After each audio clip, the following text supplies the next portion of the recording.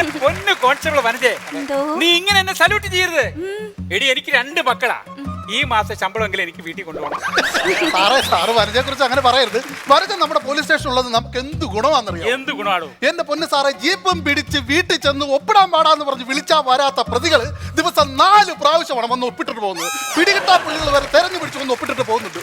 പിന്നെ എന്ത് ഗുണം വേണ്ട താനേ? കാരണം എന്താ, നമ്മുടെ വനജ മാഡം ഈ കണക്കിന് പോയാ ഞാനും ഒപ്പിടേണ്ടി വരും. എവിടെ സാറേ? എന്റെ ഭാര്യയുടെ ഡൈവേഴ്സ് നോട്ടീസ്. മുന്നോട്ട് കയറിക്കേ. മര്യാദക്ക് സല്യൂട്ട് ചെയ്യേ. ഞാൻ സല്യൂട്ട് ചെയ്യണോ സാറേ?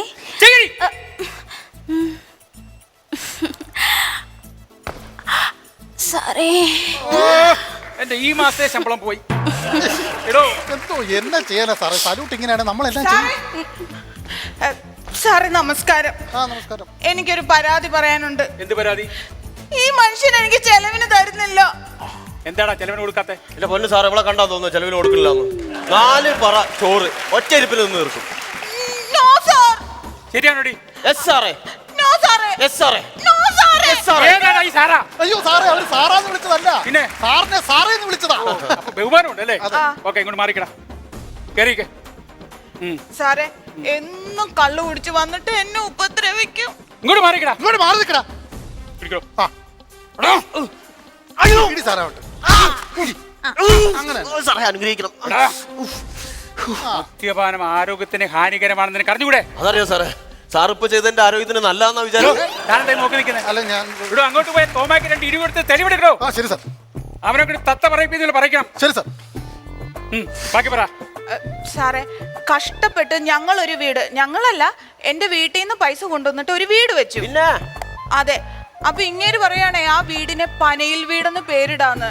എടോ, ഈ എസ് ഐ കുറ്റിക്കാടൻ ഇവിടെ ഉള്ളപ്പോൾ എന്ത് കുറ്റിക്കാടൻ കേട്ടോടി? ഒരു എസ് ഐക്ക് കുറ്റിക്കാടെന്ന് പേരിടാങ്കിൽ പിന്നെ നമുക്ക് പനയിൽ വീട് നിട്ടെന്താ കുഴപ്പോ?